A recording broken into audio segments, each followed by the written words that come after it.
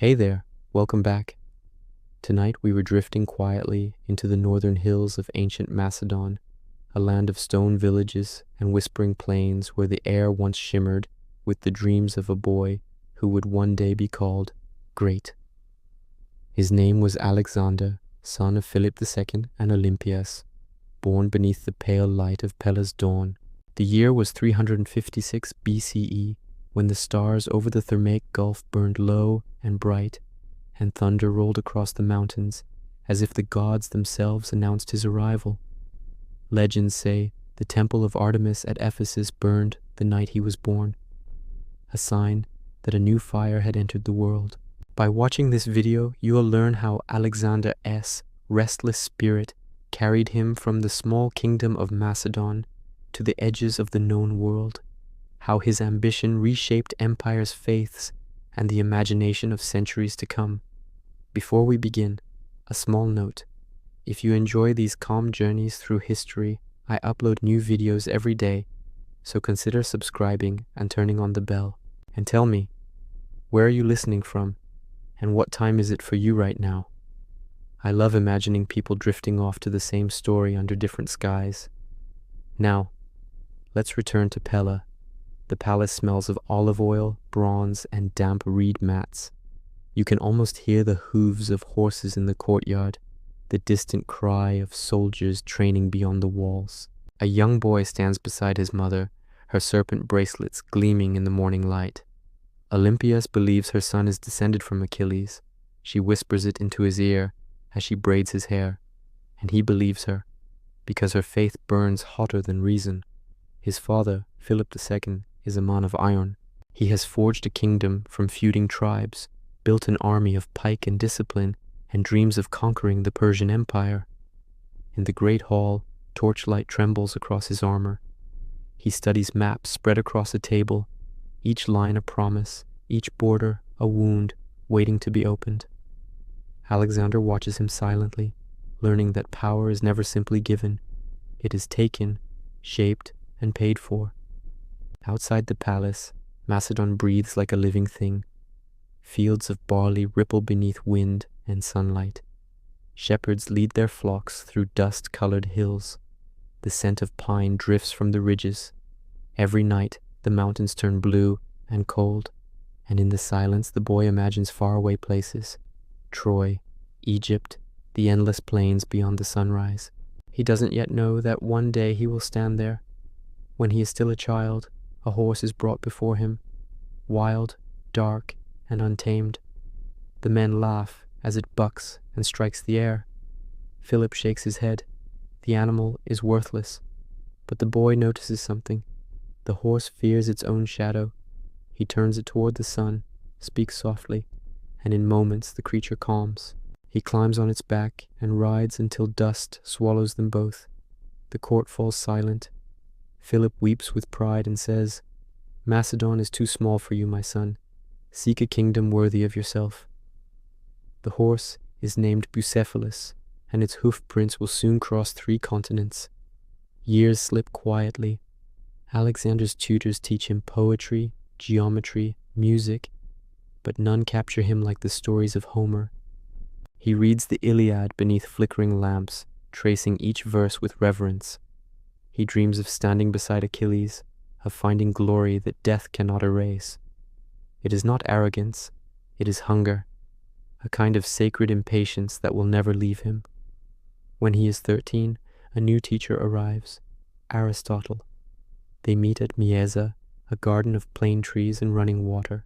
The philosopher speaks of logic, medicine, and stars, of the nature of the soul. Alexander listens with the focus of a blade being sharpened. He learns that every action echoes through eternity, that knowledge is another form of conquest. From Aristotle, he inherits not just thought, but curiosity, the belief that even gods can be studied. Evenings are gentle. Cicadas hum. The air smells of figs and sun-baked clay. The boy walks with his companions, Hephaestion among them, and they speak of destiny in the lazy light. They are bound by friendship deeper than brotherhood, though neither yet understands how dearly that bond will one day cost them. Beyond the quiet lessons, the world grows louder. Philip wages wars in Thrace and Illyria, building roads for armies, alliances for ambition. At home, intrigue thickens like smoke. Macedon is a kingdom of blades hidden behind smiles. Alexander begins to see that power does not only march in armor, it whispers through corridors and feasts. One evening, as rain falls on the palace roof, he stands before a bronze mirror. The candlelight trembles across his face, a boy still, but sharpened by thought. He traces the scar from a hunting wound on his wrist and feels, somewhere deep inside, that the world is already calling him. He doesn't yet know the cost of answering. Far away, the Persian Empire stretches across deserts and rivers, vast, distant, glittering like a mirage. In the halls of Pella, Alexander's father dreams of crossing the Aegean and striking at that giant. But fate will give that dream to the sun, for now the nights remain long and starlit. In the silence between crickets and wind, a mother's voice still murmurs stories of divine ancestry. A boy listens, eyes half closed, imagining cities not yet built, wars not yet fought, and a name not yet immortal. The lantern burns low. The scene fades into sleep. The journey has only begun. Part 2, Lessons in Marble and Blood Mourning, returns to Pella in a hush of golden light. The palace courtyard is slick with dew, the air sweet with the scent of crushed grass and oil from the armory. You can hear the rhythmic strike of wooden spears against shields. The young princes of Macedon training beneath the stern eyes of their tutors. Among them, Alexander stands slightly apart, his posture exact, his gaze unwavering. Even as a boy, he studies every movement as though memorizing the rhythm of battle itself. He learns early that greatness is not inherited, it is practiced. At dawn, he rides with his companions, Hephaestion, Ptolemy, and a dozen others whose names history will remember, galloping across the plains until the horses' flanks are white with foam. The sky stretches endlessly above them, a vast blue promise. When they return, the sun burns high, and their laughter carries through the olive groves. In the evenings, Aristotle gathers them beneath the shade of a plane tree and speaks of the natural world, the humors of the body, the purpose of the stars, the ideal form of the state. Each word becomes a brick in the invisible city of Alexander's mind. In these quiet years, he is both student and soldier.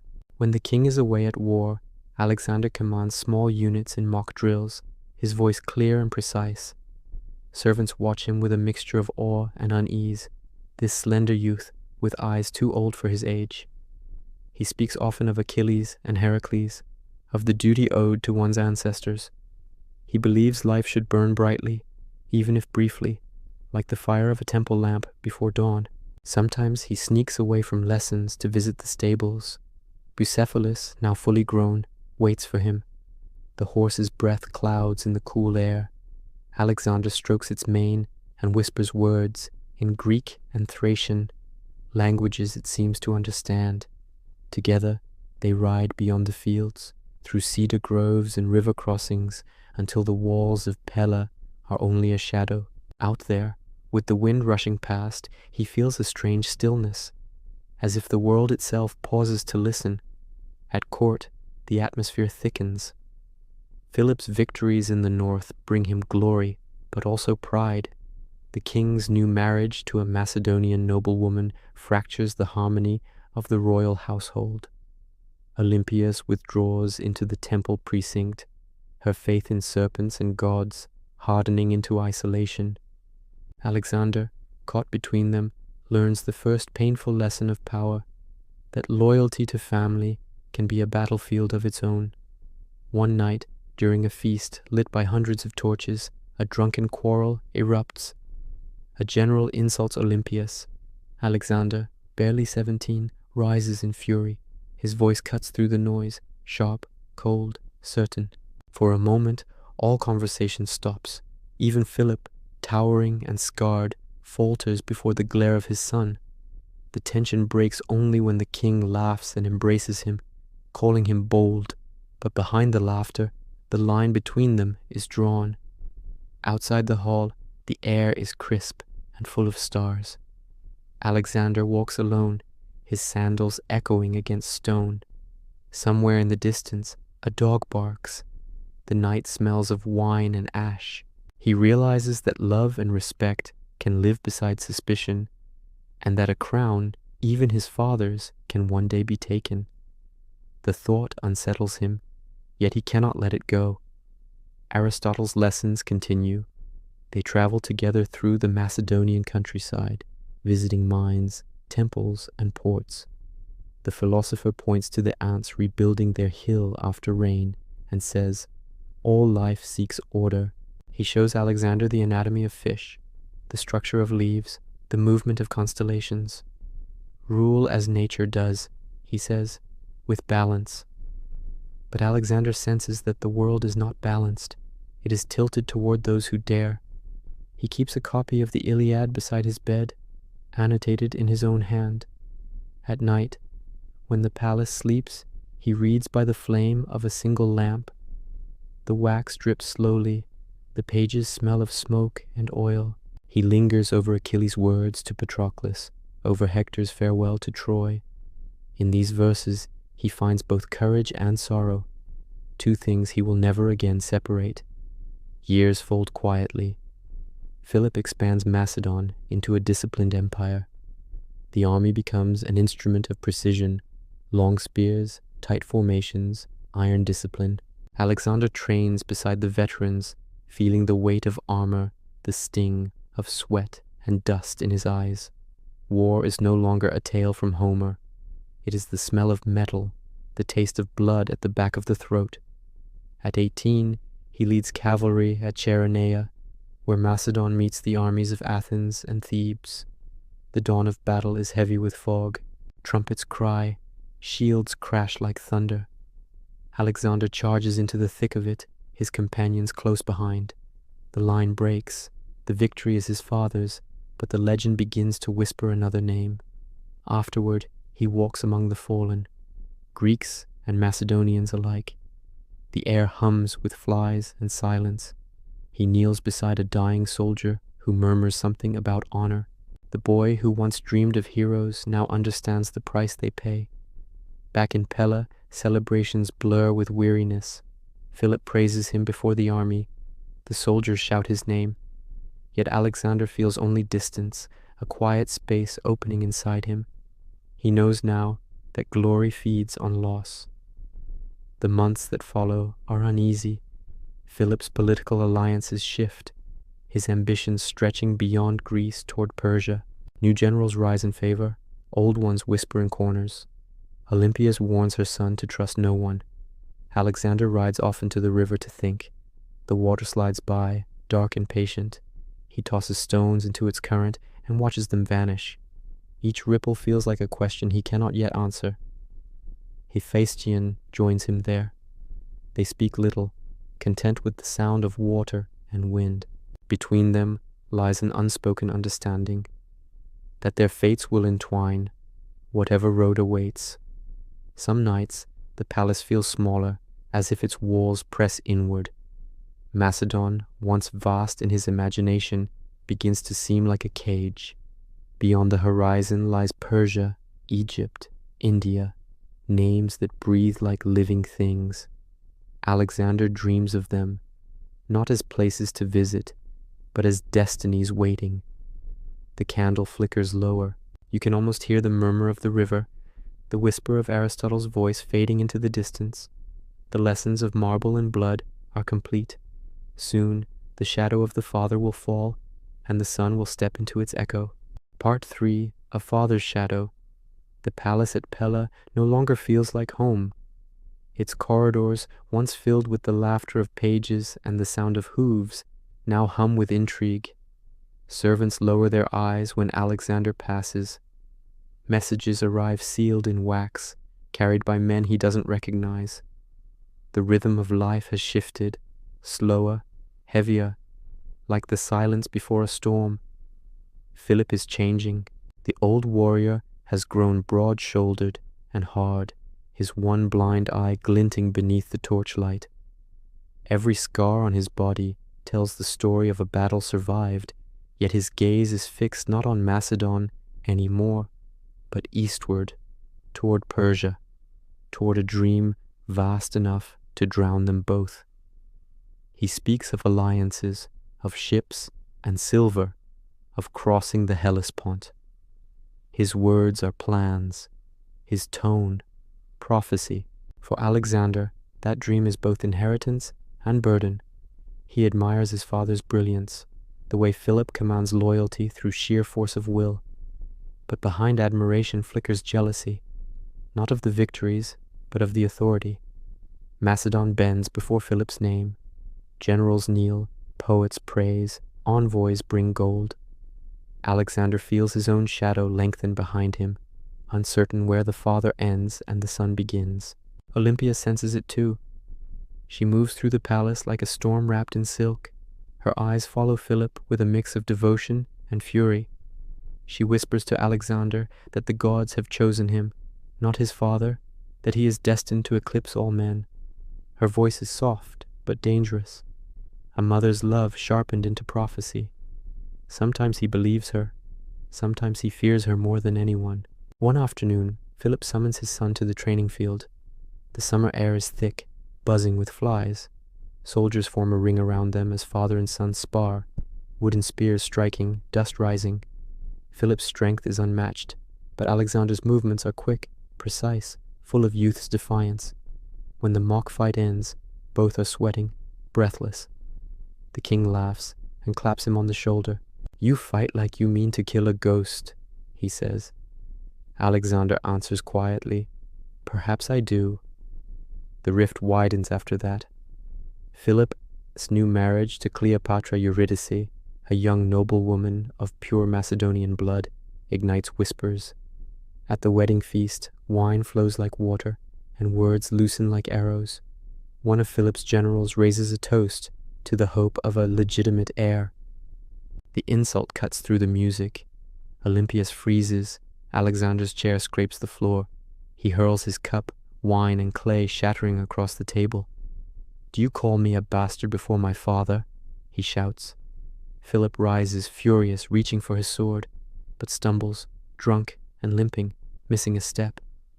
For a heartbeat, father and son face each other, both trembling, one with rage, the other with something like grief.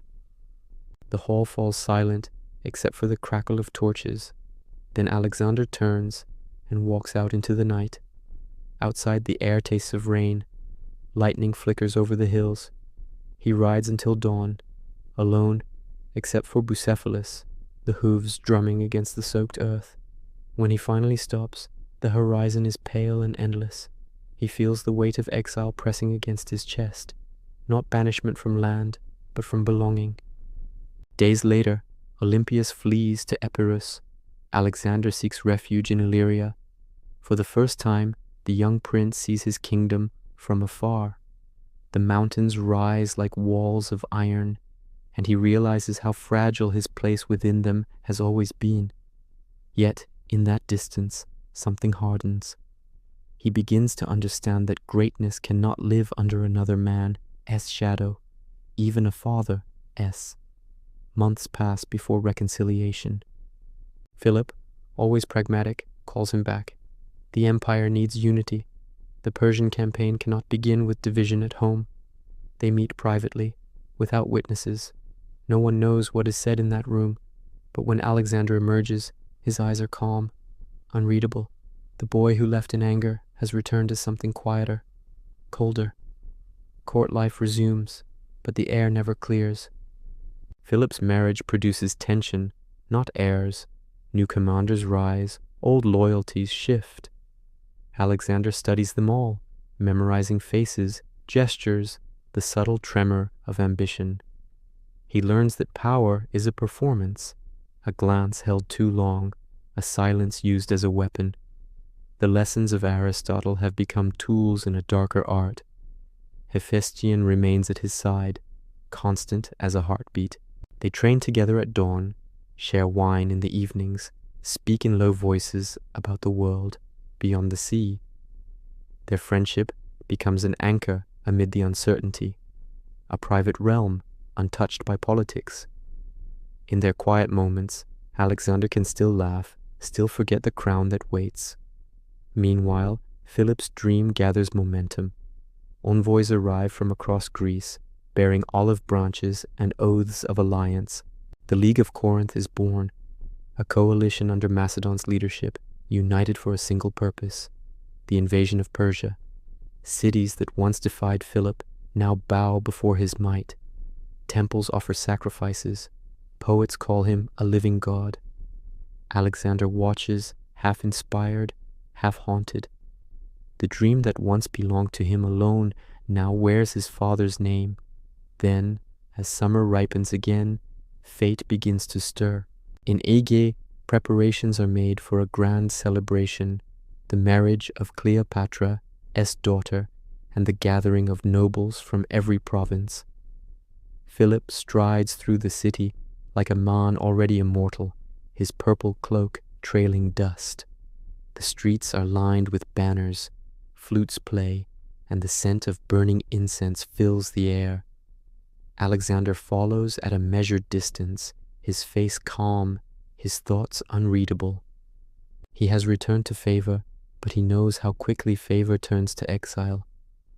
On the morning of the ceremony, sunlight spills across the colonnades. Birds wheel above the marble roofs. The procession moves toward the theater, where thousands have gathered. Philip walks ahead, unarmed, radiant with triumph. In that moment, the world seems still, too still. A shadow moves through the crowd, a flash of steel, a cry that echoes against stone. When the dust settles, the king of Macedon lies bleeding on the steps of the theater, the dagger buried deep in his side. The assassin, one of his own guards, is cut down moments later. Chaos erupts, nobles scatter, soldiers shout, and within the confusion, a new figure steps forward: Alexander, 20 years old, silent as the marble columns around him. He does not weep. He does not tremble. He simply stands there, watching the life drain from his father's eyes, until the air itself seems to stop breathing. In that stillness, history turns. The shadow of the father has finally lifted, and the son now faces the weight of the world. Part 4. Murder at Aegae. The morning sun still hung low when the cry first spread through Aegae. At first, people thought it part of the festival. Another cheer from the crowd, another shout for their king. But then came the silence, sharp and hollow, and the sound of sandals slapping against marble. When the truth reached the palace gates, the guards froze where they stood. Philip II, king of Macedon, conqueror of Greece, lay dying on the theater steps. For a long time, no one moved. Dust swirled in the heat. Musicians lowered their flutes. The scent of spilled wine mingled with blood. The assassin's body was already cooling beside his victim, cut down before anyone could question him. Some whispered that he acted alone, others that a greater hand had guided his blade. The crowd surged and scattered, each person trying to remember where they had been when the dagger fell, what they had seen or not seen. Inside the palace, messengers ran from hall to hall. Olympia shut herself away in her chamber, eyes wide, lips trembling, perhaps in grief, perhaps in triumph. She had warned that the gods would not let Philip live to see Persia. Now her words had become prophecy. Alexander stood apart from it all, still in his ceremonial cloak, his face unreadable. The smell of iron lingered on the air. A thin smear of blood marked his sandal. He did not speak for a long while. When he finally did, his voice was low and even. Summon the army, close the gates. No one leaves the city. By nightfall, fires burned in the courtyards. The nobles gathered, fearful and silent. The torches hissed in the wind. Above them, the stars gleamed like cold witnesses. Alexander moved among them, calm, deliberate, younger than almost everyone in the hall, yet already commanding their obedience. He offered no speeches, only orders. Guards were posted, conspirators hunted, the assassin's kin executed before dawn. The city learned that the boy they had once pitied now ruled with the certainty of thunder. Rumors spread faster than truth. Some said Alexander had planned it all. Others whispered it was Olympias who struck from behind the veil, arranging her husband's death to secure her son's throne.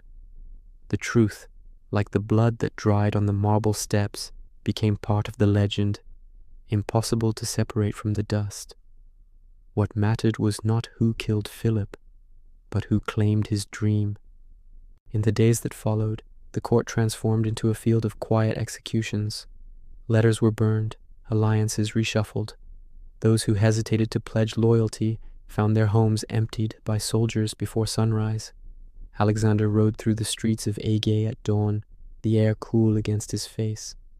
The people bowed low, unsure whether to mourn or rejoice. He accepted neither their tears nor their praise. His eyes were fixed eastward, always eastward, toward a horizon his father had only dreamed of crossing. At 20, he was king. The crown felt cold on his brow, heavier than he expected. In the great hall, his father's throne sat draped in black cloth. Alexander approached it slowly, the sound of his boots echoing in the vastness. When he sat, he did not smile. He only whispered, "It begins." Messengers were sent to the far corners of the kingdom, to Thessaly, to Epirus, to the restless Greek city-states, each one bearing the same message: Philip is dead. His son rules now. The words traveled faster than the wind, and with them came rebellion. In Thebes, the people spoke of freedom. In Athens, of revenge. They believed the young king would falter, that Macedon would fracture without its old lion. But they did not yet know the hunger that lived behind those calm eyes. Before marching south, Alexander buried his father in a tomb fit for a god. The funeral procession wound through the valley, cloaked in smoke and song. Warriors carried torches, priests chanted prayers older than memory. The body of Philip was laid upon a golden bier, draped in purple and ivory. When the flames rose, their reflection danced in Alexander's pupils. The heat brushed his face, and for a moment he felt both orphaned and infinite, the past consumed, the future roaring open. Afterward, he returned to Pella to secure his throne. He moved through the palace like a sculptor through marble, shaping loyalty with precision. Rivals were disarmed, generals reassured, provinces brought to heel. His half-brother was quietly removed from the line of succession. Even those who feared him began to respect him. Macedon, in the space of weeks, had turned its grief into steel. At night, when the palace finally grew silent, he would walk the colonnades alone. The moonlight fell in pale bands across the floor. Somewhere beyond the horizon lay Persia, an empire older than his bloodline, stretching from the Aegean to the mountains of India. The thought steadied him. Conquest was not an ambition, it was an inheritance waiting to be claimed. One evening, as the wind stirred the banners, Hephaestion found him there. "Will you ever rest?" he asked. Alexander's answer came softly. "Rest is for men who are finished." Hephaestion smiled sadly. "And are you?" "Not yet," Alexander said. "Not while the world is still larger than our map." Soon, his armies gathered at the borders. From every province came soldiers, rough, scarred, loyal. They trained beneath the summer sun until dust caked their armor and their breath rose in clouds. Alexander rode among them, his voice clear, his movements tireless. He was not merely a king, he was a promise of motion, a living answer to centuries of waiting. But before the march could begin, he turned his gaze inward. Within him still lingered the image of his father. The sharp laugh, the broken eye, the hand on his shoulder. He had not wept at Philip's death, but now, in the quiet of his chamber, he allowed himself one long breath of grief. The candle flame trembled, then steadied. "You built the road," he murmured. "I'll see where it ends." Outside, The city of Aegae slept. The stars above Macedon were steady and cold, the same stars that had burned over his birth. Yet something in the night had changed. The boy was gone, the air was gone. In his place stood a man who carried both light and shadow within him, a man who would soon ride beyond the edge of every known map. The wind passed through the palace courtyard, stirring the ashes on the theater steps where Philip had fallen. The embers flickered once, then died, and from that silence a new empire began to breathe. Part 5. The Boy Who Became a Storm. The first weeks of Alexander's reign felt like walking through smoke. Every corridor of Pella echoed with new pledges, old fears, and the faint metallic scent of uncertainty. The torches still burned in honor of the dead king, but the light now belonged to another name. The courtiers spoke it cautiously, Basilius Alexandros, as though tasting the future before swallowing it. He accepted their oaths with quiet patience, never raising his voice. Yet beneath that calm surface moved something vast and restless, a storm still waiting for wind. He was 20 years old, and the weight of an empire had settled on his shoulders like armor he had been fitted for since birth. In the council chamber, maps lay unfurled across polished tables, mountains, rivers, the endless coasts of the Aegean and beyond. His generals argued over borders, supply lines, loyalty. Alexander listened more than he spoke. When he finally did, his words fell with the precision of a blade. Greece will obey, or Greece will burn. There can be no empire built on sand. Outside, autumn crept over Macedon. The harvest fields turned gold. The air smelled of smoke and ripened figs. But in the south, rebellion flickered. Thebes, proud and fierce, had mistaken youth for weakness. They declared the boy king dead, raised their banners of independence, and called for Athens to join them. The city that once defied Philip now prepared to defy his son. Alexander did not hesitate. He gathered 30,000 men, phalanx, cavalry, archers, the finest army in the known world. Before dawn, he rode out from Pella, the hooves of Bucephalus striking sparks from the stones. The wind from the north carried the scent of pine and rain, and with it came the first taste of legend. They marched through Thessaly in silence except for the creak of leather and the slow heartbeat of drums. Villages watched from doorways as the army passed, a river of bronze and will. To many, it seemed impossible that so young a man could command such power. To those who met his gaze, the doubt vanished. There was something unearthly in those eyes, not cruelty, but conviction without end. Within weeks, Thebes was surrounded. The city's towers glimmered under storm clouds, proud as ever. Alexander sent envoys offering mercy. Lay down your arms, open your gates, live. The Thebans refused. They had killed the Macedonian garrison inside their walls. They trusted the gods and their courage more than they feared a boy. At dawn, the thunder began. Siege engines rolled forward, ladders struck stone, the shouts of men rose and broke like waves. Arrows hissed through rain-filled air. Alexander led from the front, cloak soaked, sword flashing pale in the lightning. When his men faltered, he climbed the breached wall himself, calling them upward. "Follow me," he said, voice steady over the storm. They did. By nightfall, Thebes was gone. Flames devoured its temples. Streets ran with ash and mud. The survivors knelt in silence as the smoke rose. Alexander stood among the ruins, the fire reflected in his eyes. He ordered mercy for those who had not fought, priests, women, children, but no mercy for those who had raised arms. The message was clear and traveled faster than any army. Macedon's king was no child. When Athens heard, they bowed without battle. The rest of Greece followed. The storm had spoken once, and the world listened. In the quiet after conquest, Alexander returned to Corinth.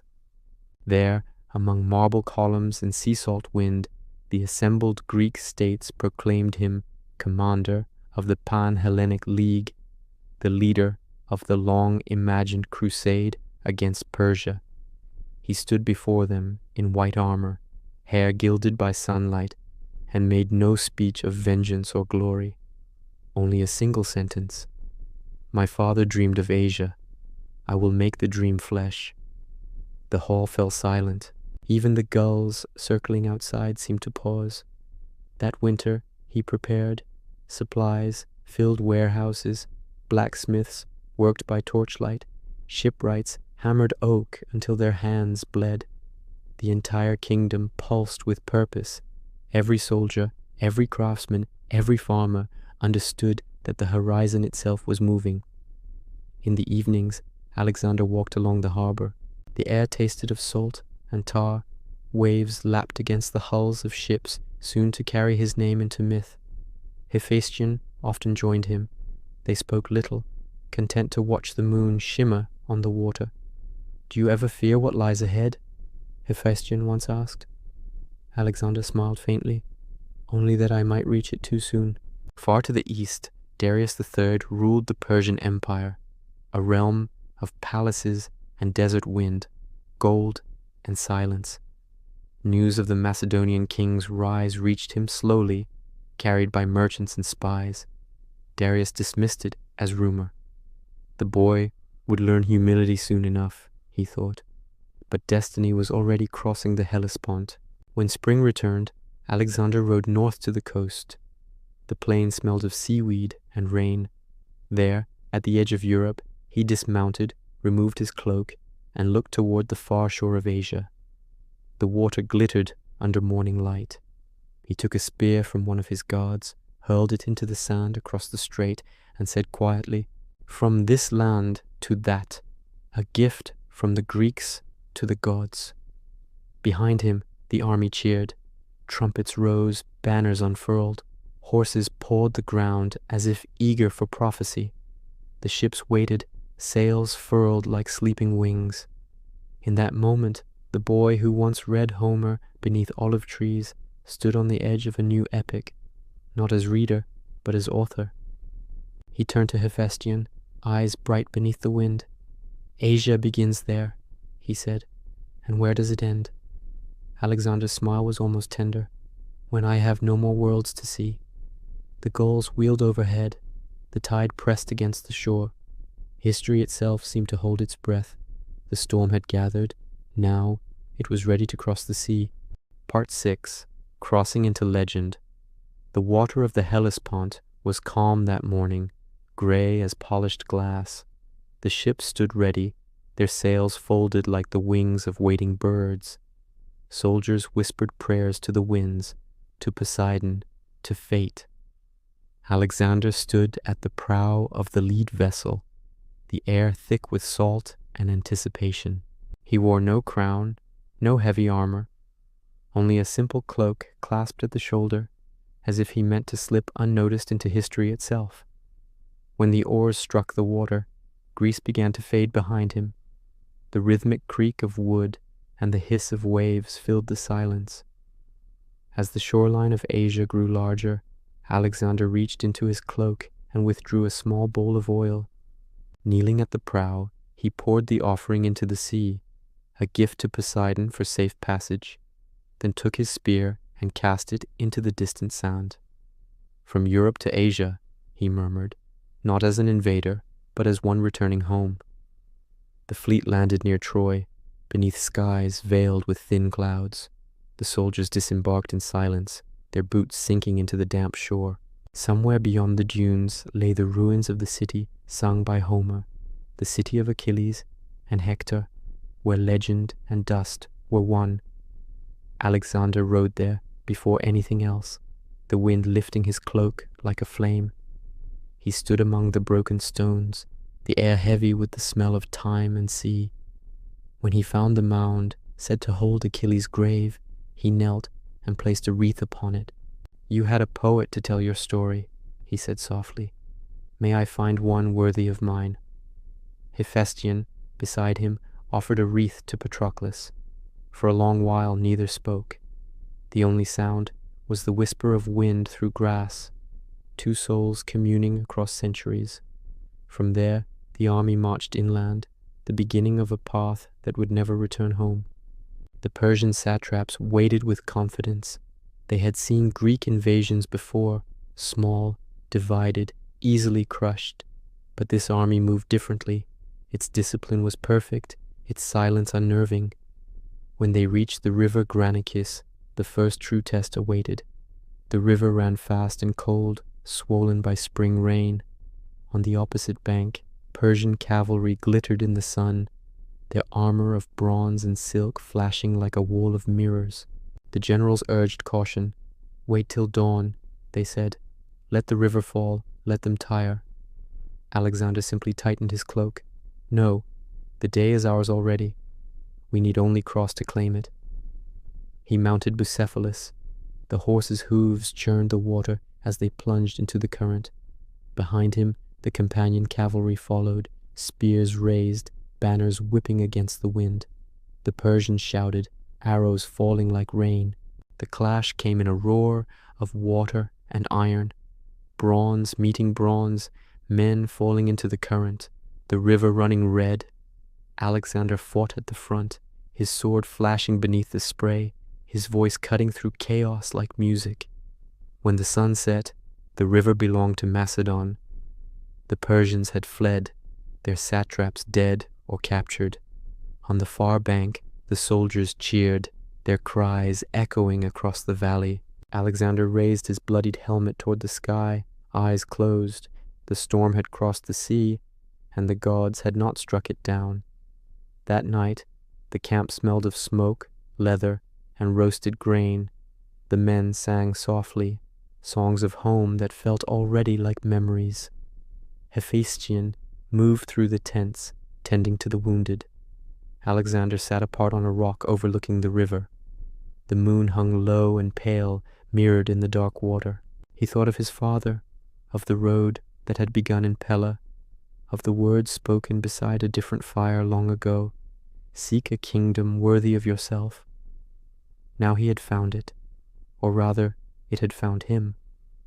As the army advanced deeper into Asia Minor, cities opened their gates rather than resist. Sardis surrendered without battle. Ephesus welcomed him as liberator. The temples filled with incense again, and the statues of Persian kings were toppled by their own subjects. Alexander's men began to call him son of Zeus, half in jest, half in awe. He did not correct them. But not all bent easily. At Halicarnassus, the defenders fought fiercely from behind their walls. Fireballs streaked through the night sky, striking towers and houses alike. The siege lasted weeks, and each day the sun rose over new smoke. Alexander led by example. In the thick of battle, never far behind the front line, a king, he once said, must breathe the same dust as his soldiers. When the city finally fell, he forbade looting. Instead, he ordered the reconstruction of its harbor, the clearing of its temples. Even in conquest, he sought permanence, the kind of victory that left something standing when the shouting stopped. As the months passed, the army's rhythm became a living pulse. March, battle, rebuild, move again, through plains of yellow grass, through canyons echoing with goat bells, through markets where foreign tongues wove strange songs. Everywhere, people stared as the Macedonians passed, not with hatred, but with the uneasy reverence one gives to storms. In their wake, Alexander founded cities. Some were little more than camps of stone and wood. Others would one day become jewels of civilization. He gave them his name, Alexandria, as though scattering pieces of himself across the map. To him, empire was not just land. It was memory made visible. At night, he would look out over the flickering lights of campfires stretching to the horizon. The air smelled of dust and sweat and the faint sweetness of crushed herbs. He would speak to his captains of the world still to come, bridges of culture, roads that never ended, peoples united under one language of peace. Some believed him. Others saw only the shadow of endless war. He didn't mind which. He believed enough for all of them. When the army reached Gordium, winter had already touched the earth with frost. In the city stood the famous knot, an ancient tangle of rope binding the yoke of an old cart.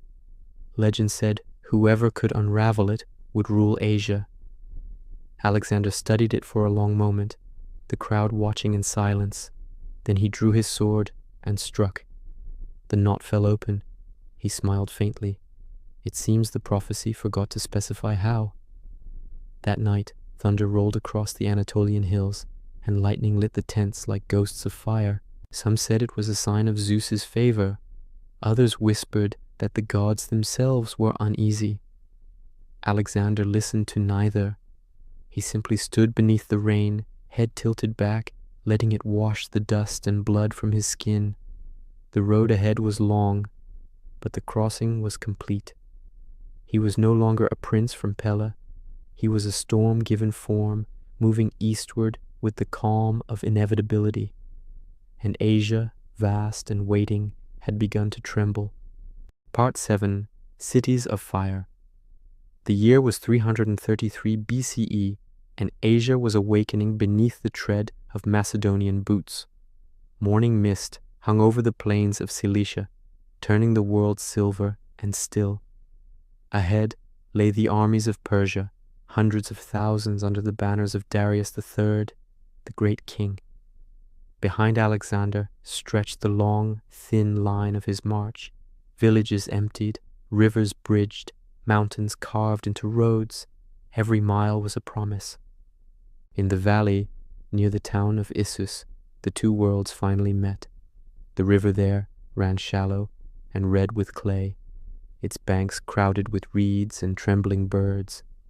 The Persians had chosen their ground well, wide enough for cavalry, surrounded by ridges that trapped sound and smoke. But Alexander saw not danger, only opportunity. He studied the field as if reading a familiar page, the rhythm of wind and terrain aligning with something deep in him. He rode along the ranks at dawn, Bucephalus stamping the wet soil. His men were silent, their armor beaded with dew. "You are not fighting for me," he said quietly, "but for the freedom of Greece, for the memory of those who fell at Marathon and Thermopylae, and for your own names, which will not be forgotten." The wind carried his words through the ranks. The soldiers lowered their spears, and in that motion the world seemed to tilt forward. When the battle began, it felt less like war than thunder learning to walk. Persian arrows darkened the sun. Macedonian shields caught the light in a flash of gold. The phalanx advanced, its line a living wall, spears thrusting in perfect rhythm. Alexander led the charge on the right, his companion cavalry slicing through dust and cries. He moved like a man dancing with fate, every strike precise, every turn effortless. When Darius saw the wedge of horsemen driving toward him, he hesitated. His chariot wavered, the horses rearing at the scent of blood. And then the impossible happened. The great king turned and fled. By nightfall, the Persian army was broken. The valley of Issus burned with torches and laments. The Macedonians found Darius's royal pavilion abandoned, its carpets soaked in rain, its air thick with the perfume of empire.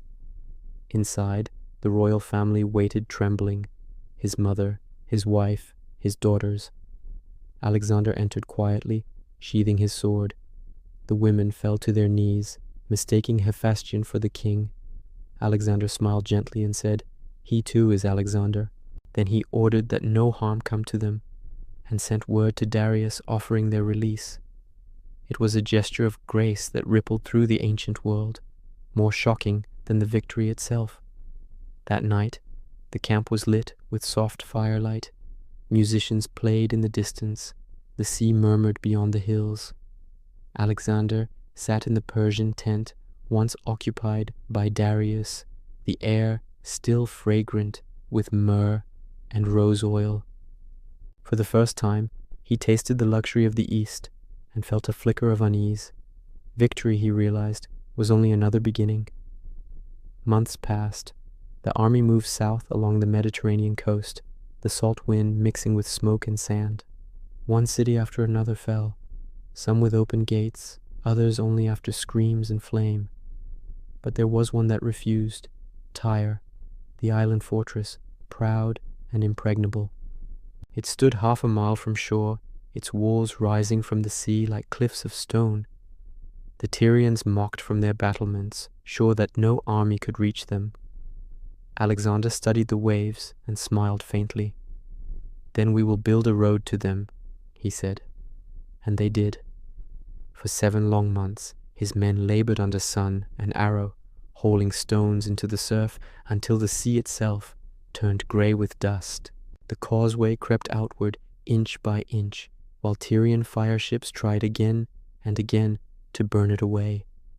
Each morning the work began anew, the air filled with hammer strikes, with shouts, with the hiss of salt on flame. Even the sea seemed to resist, waves battering the unfinished bridge like a living enemy. When at last the causeway reached the island, the final assault began. Battering rams struck the walls. Siege towers groaned forward. The noise was deafening, the air thick with smoke and grit. Alexander, high on the ramparts, led the charge himself, spear in hand, cloak torn by arrows. The defenders fought desperately, their temple bells ringing through the chaos like cries of the gods. But one by one the towers fell. When the gates finally broke, Tyre burned like a torch against the horizon. Standing amid the ruins, Alexander did not smile. He ordered the rebuilding of the temples, the cleansing of the harbor, and sacrifices to Melkart, the city's god, whom he now equated with Heracles.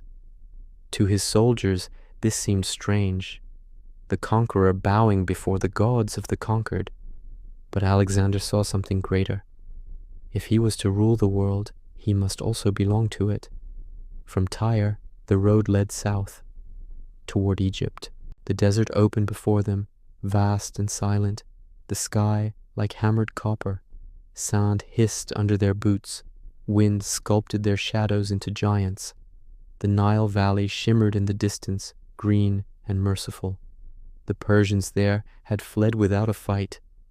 The people welcomed him not as conqueror, but as liberator. In the temples of Memphis, priests crowned him Pharaoh of Egypt, son of Ra. Under that same sun, he conceived the idea of a new city, a place where the seas of the world might meet, where east and west could breathe the same air. On the edge of the Mediterranean, he traced its outline with his heel in the sand. "Here," he said, "will stand Alexandria." The gulls wheeled overhead as if repeating the name. At night, the camp glowed with firelight beside the Nile.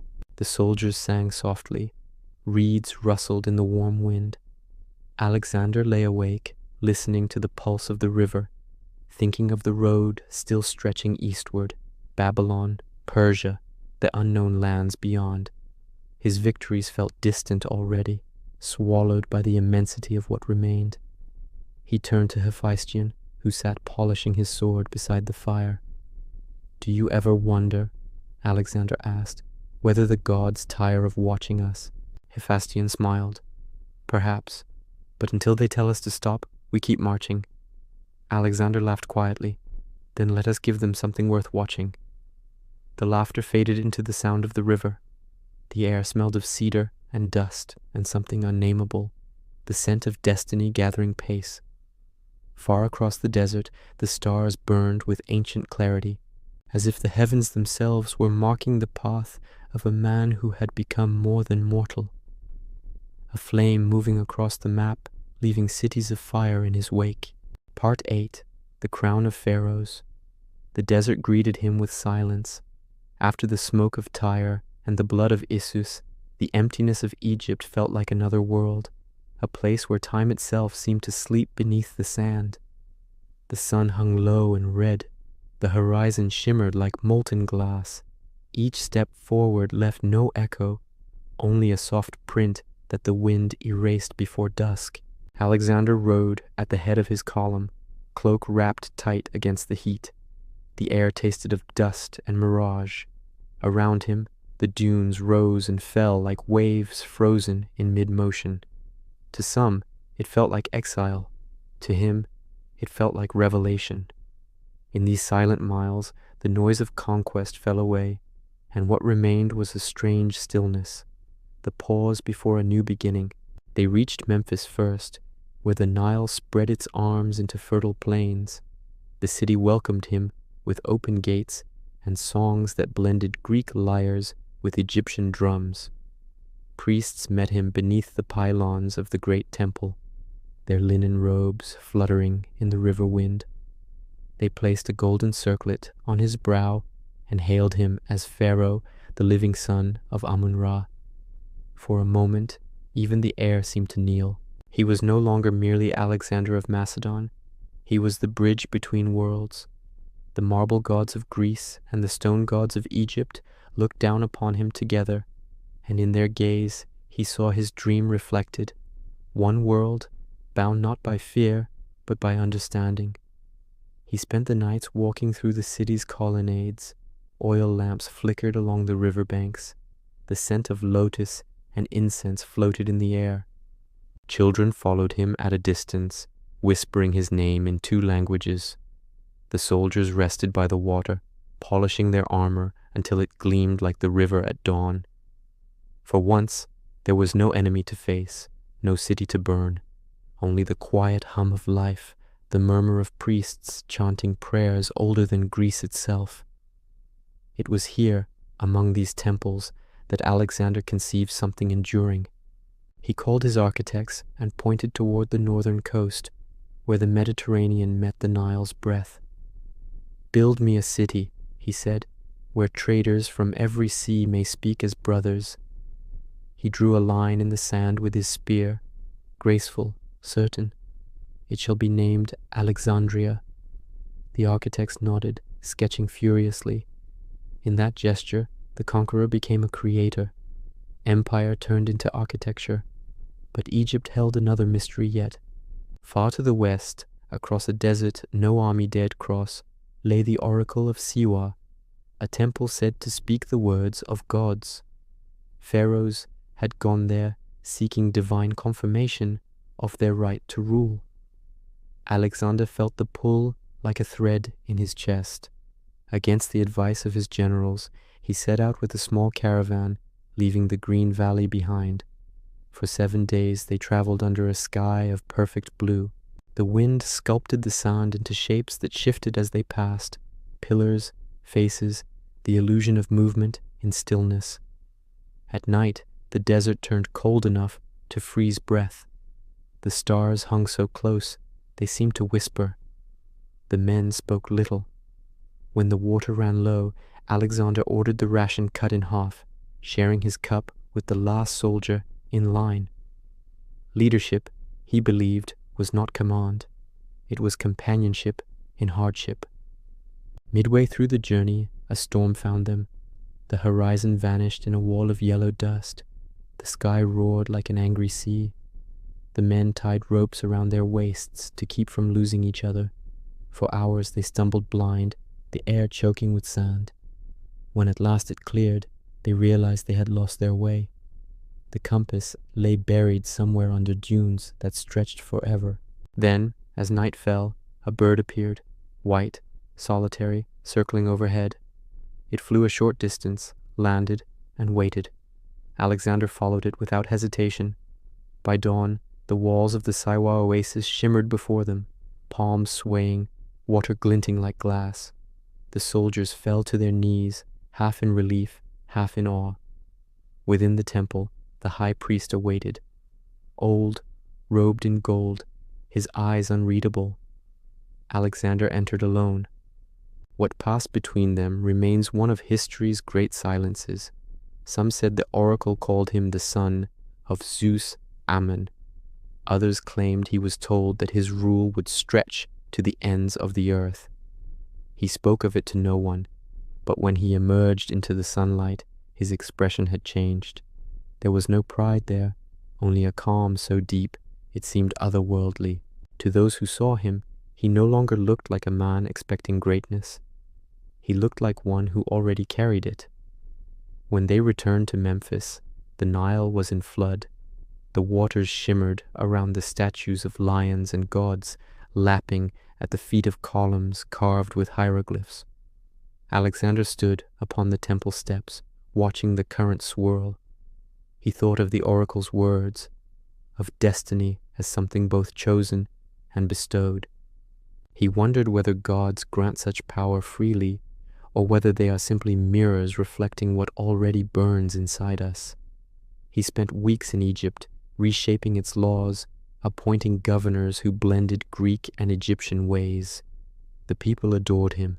The priests honored him as divine, yet beneath the reverence was loneliness, the kind that only grows in triumph. At night, he would sit beside Hephaestion on the palace terrace, watching lamps drift down the river like stars on water. "Does it ever frighten you?" Hephaestion asked.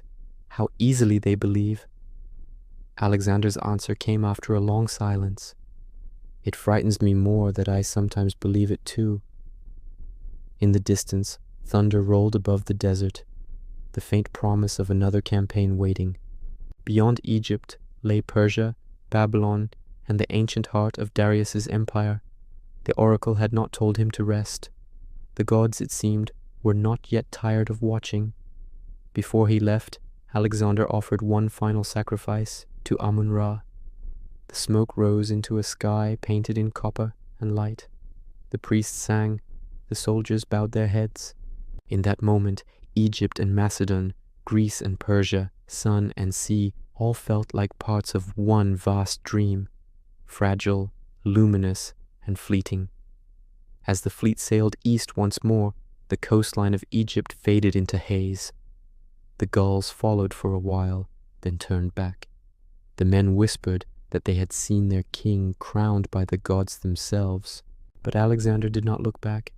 His eyes were already fixed on the horizon, where the empire of Darius waited, vast, trembling, and unaware that its days were numbered. The sails filled with wind, snapping softly in the dusk. The sun slid into the sea like a coin into an offering bowl.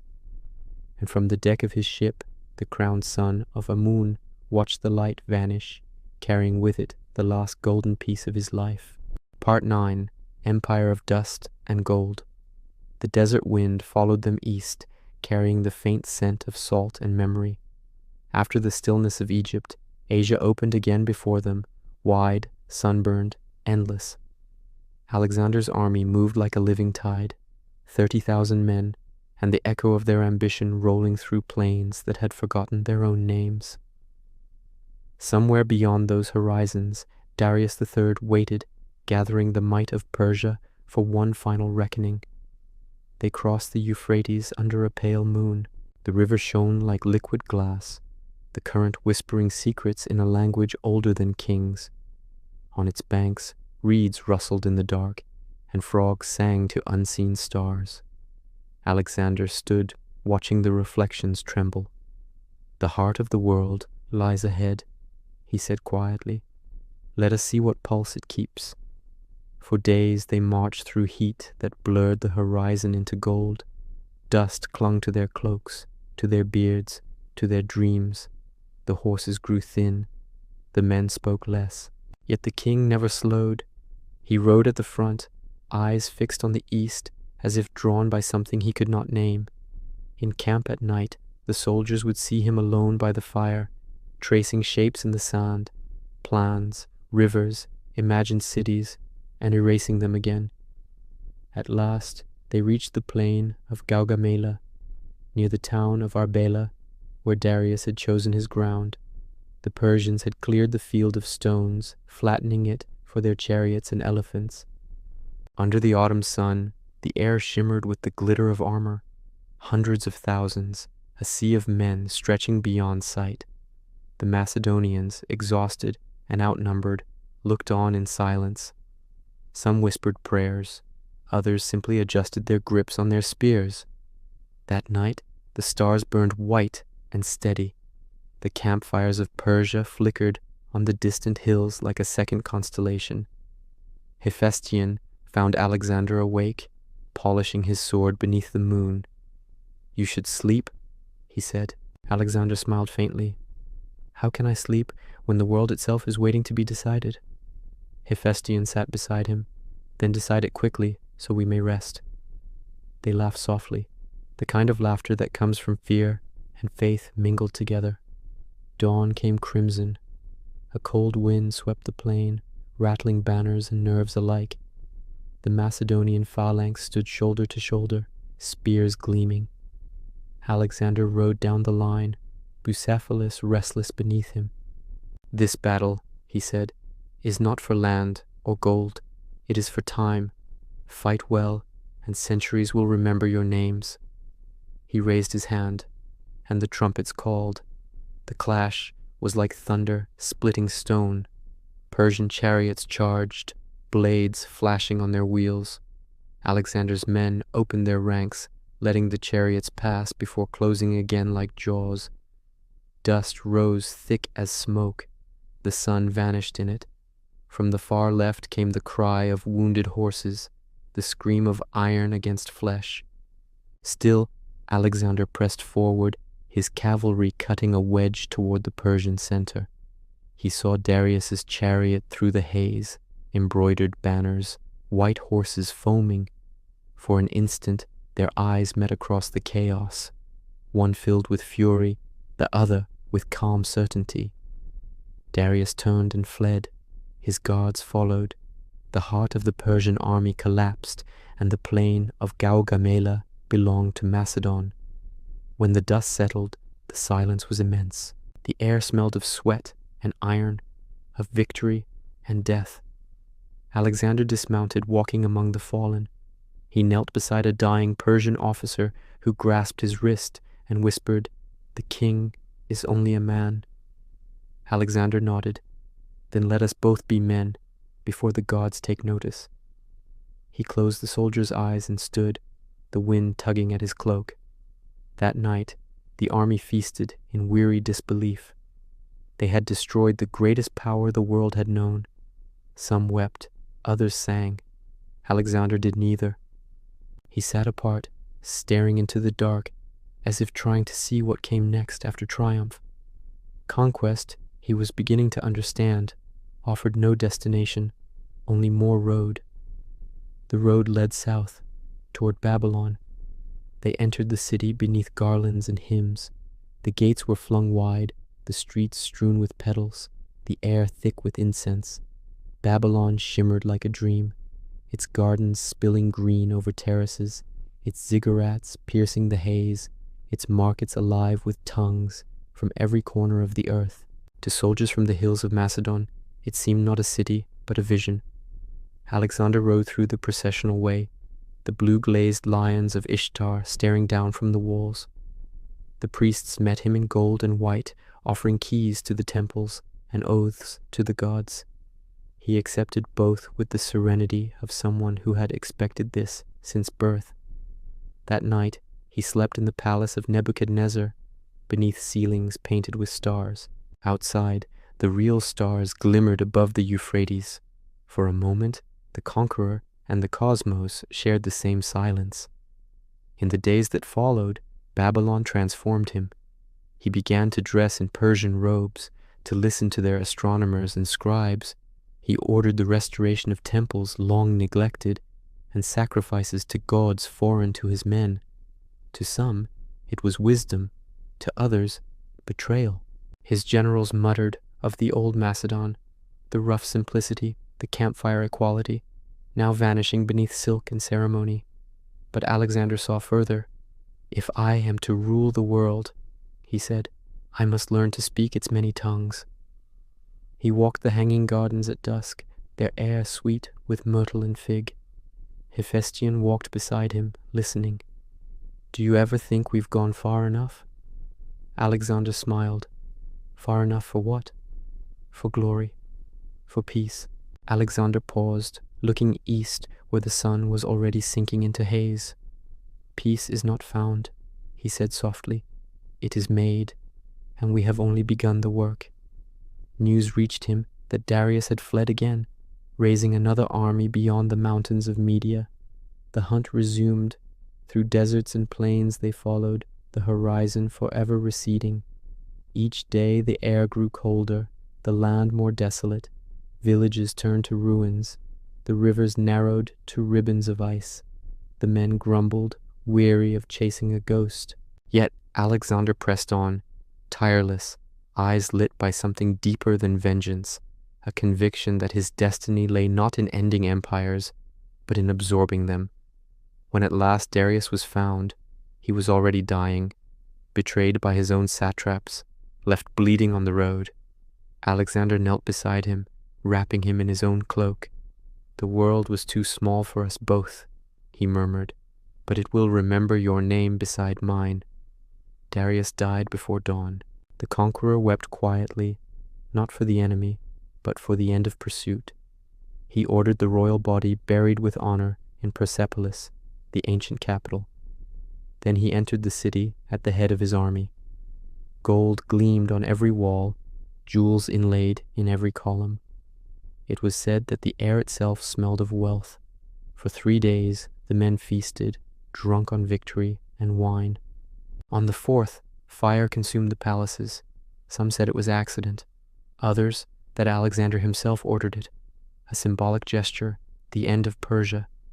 The flames licked the night sky, turning marble to ember, shadow to memory. Standing before the blaze, Alexander whispered, "So falls the old world. Let a new one rise from its ashes." The heat washed over him, warm as faith, cruel as destiny. The empire of Persia was gone. In its place stretched something nameless, an empire of dust and gold, of languages and dreams bound together by one will. And in the middle of that glow stood a man no longer sure where his humanity ended and his legend began. Part 10.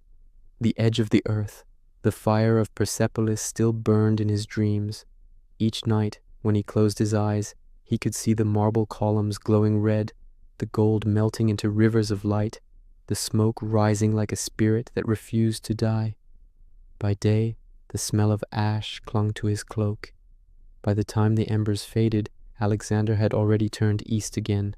Conquest to him had become not a hunger, but a heartbeat, something that would stop if he ever paused. The road led into Bactria, a land of mountains sharp as blades and valleys filled with dust and song. The air was thin, the rivers cold. Snow glittered on distant peaks, even in summer. The soldiers grumbled. They had marched from the blue waters of the Aegean to the edge of the world, and still their king rode ahead, as if chasing the sunrise itself. Villages resisted, then vanished. Fortresses surrendered by dawn.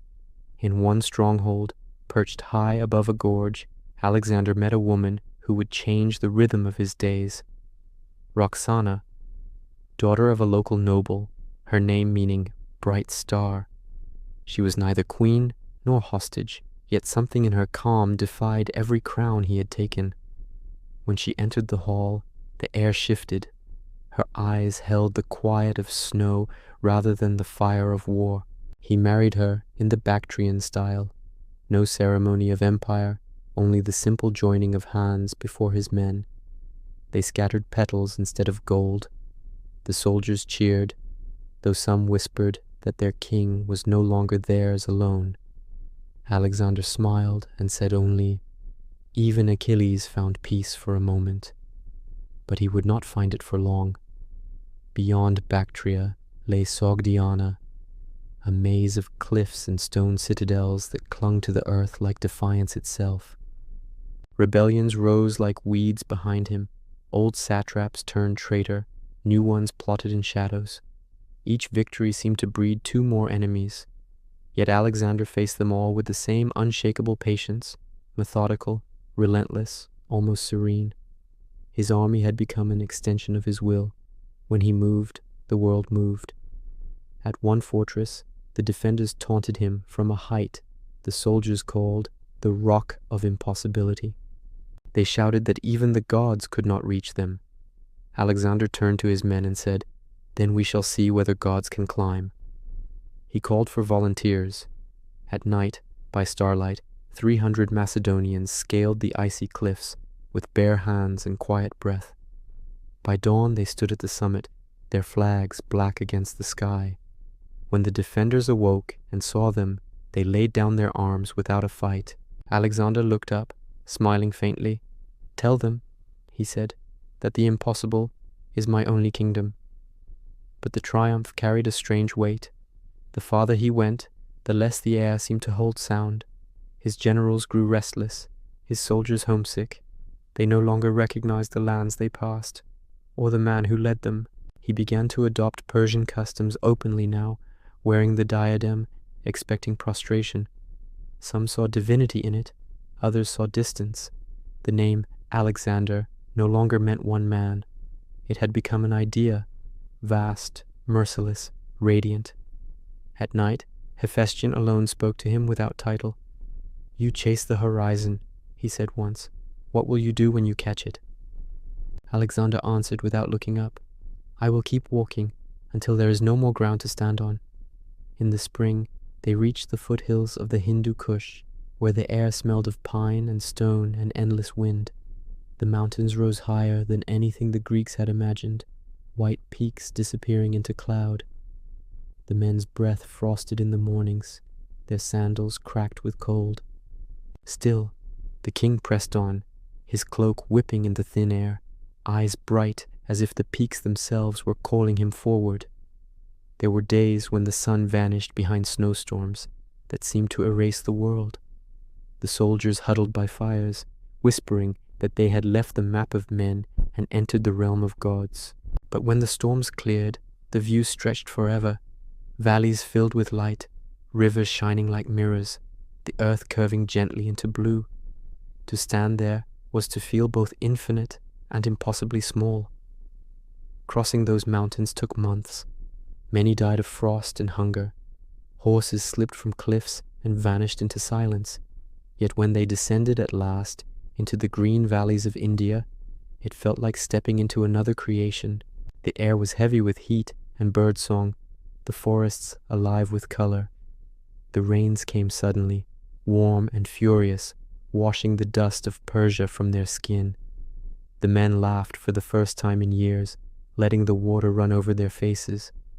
Alexander rode among them, soaked and smiling, a boy again for a heartbeat. "The gods have changed the world's language," he said. "Now we must learn to listen." They pressed deeper into India, past jungles of banyan and teak, past villages where people stared in silent wonder at the strangers with bronze skin and bright armor. The army grew slower, heavier with treasure and fatigue. The elephants that joined them lumbered through the rivers like living fortresses. At each new kingdom, Alexander sought not only conquest, but comprehension. He listened to philosophers who spoke of cycles of rebirth, of worlds turning like wheels. He began to write their ideas in his notebooks beside the teachings of Aristotle, as if trying to weave all wisdom into a single fabric. But wisdom could not cool the fever in his blood. Each mile east was a challenge answered, a myth undone. The further he went, the quieter the men became. They began to measure distance not in steps but in silences, in how long it had been since they last saw home. When they reached the Hydaspes River, swollen by monsoon, they found another king waiting, porous, tall, proud, and unwilling to bow. The two armies faced each other across the floodwaters, thunder cracking above. The rain came down like chains. It was here that Alexander would fight one of his hardest battles, not for empire, but for the right to keep going. But that is a story for another dawn. The night before the crossing, the camp lay quiet under dripping trees. The men slept fitfully, their dreams heavy with distance. Alexander walked alone to the riverbank. Fireflies flickered like slow stars. The water murmured darkly, swollen with the storm.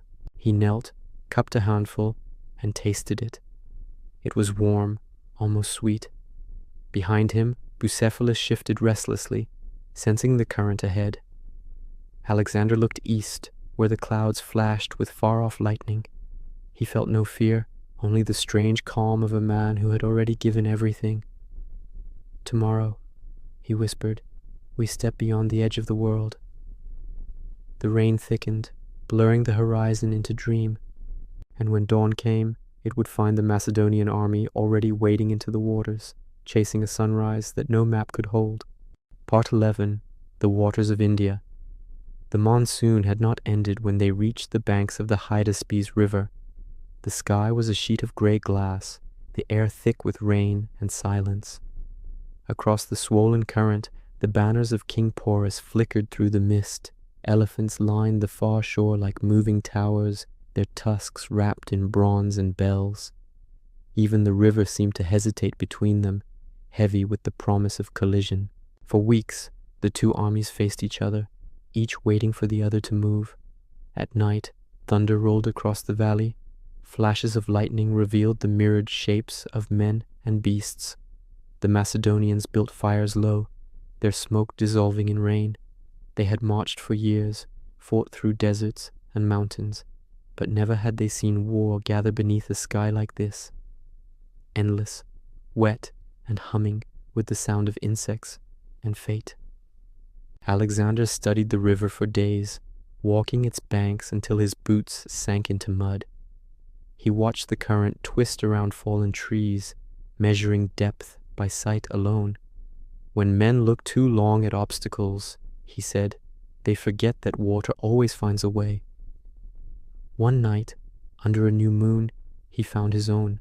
He divided his forces, leaving half in camp to keep the fires burning, while he led a chosen few upriver in silence.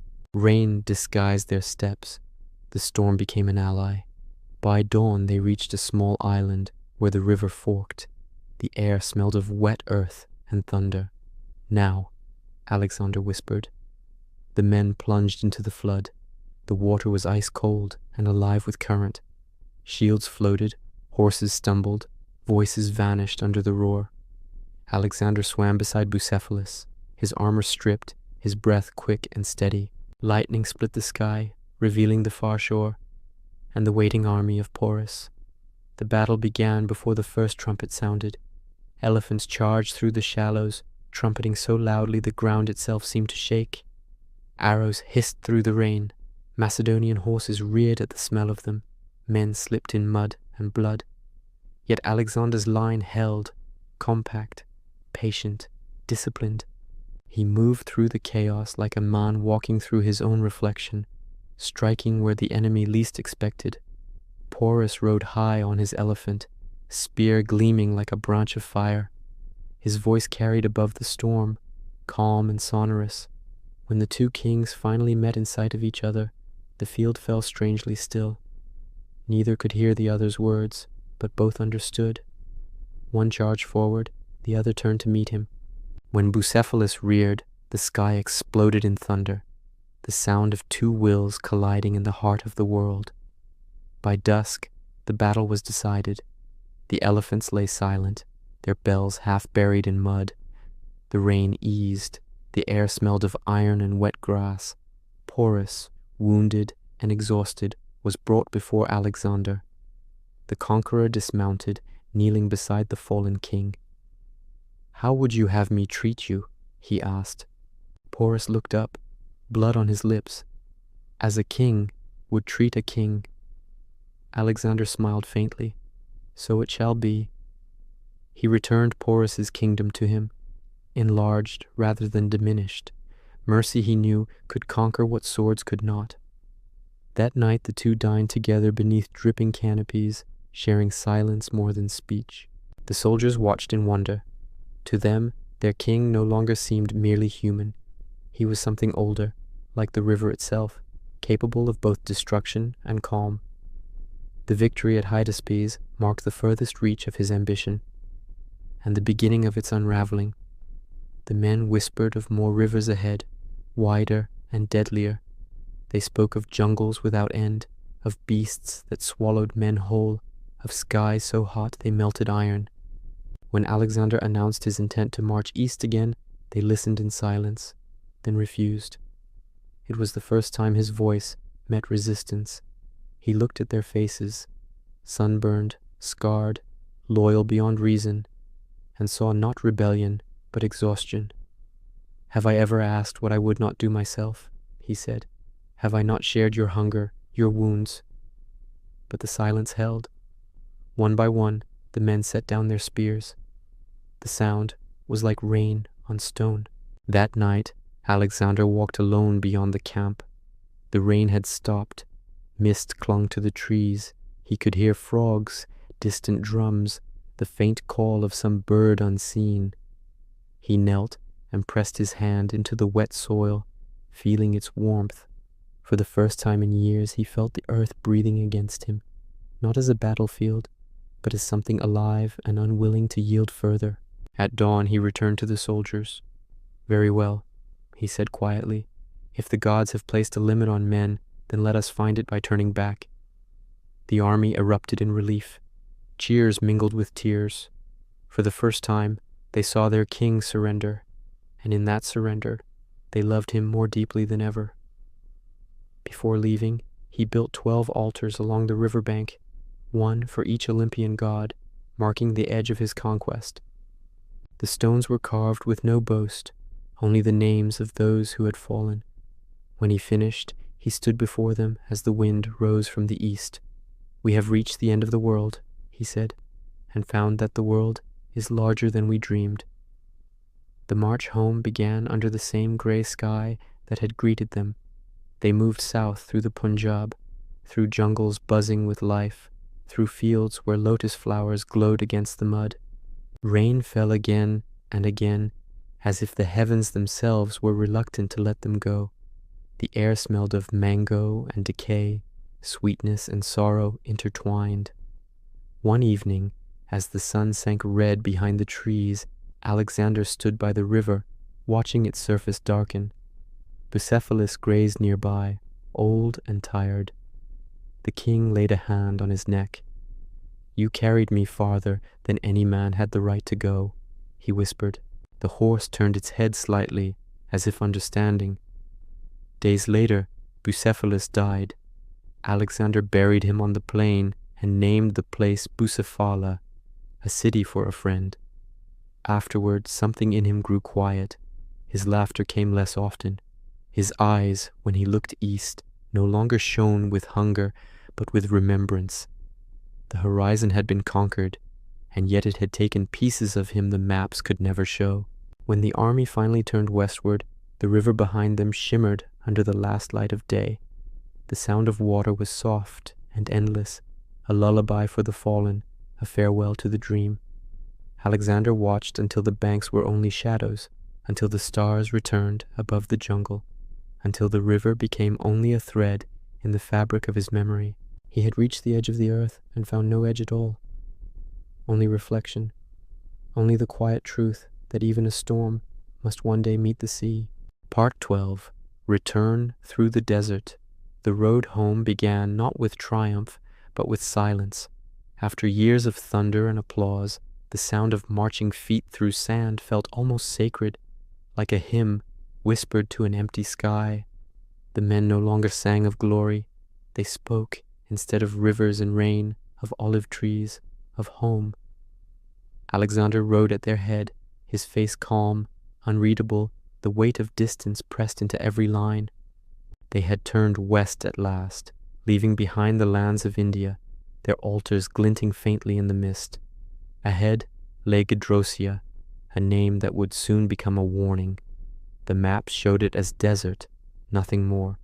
But the desert was a living thing, vast, cruel, and ancient. The Persians themselves had avoided it for centuries. Alexander chose it precisely because of that. "If we have conquered the world," he said, "then let us cross the places it fears." At first, the sands were pale and smooth, shimmering like gold dust. The wind was gentle. The horizon promised nothing and everything. But by the third day, the air grew heavy, the heat unbearable. The soldiers wrapped cloth over their faces, their armor turning to fire under the sun. Horses collapsed where they stood. Water skins shrank to shadows. The sea, once visible to the south, faded into haze. The dunes rose higher than city walls. Each morning, they buried those who had fallen in the night. Each evening, they burned what they could not carry: wagons, tents, memories. The desert took everything with perfect patience.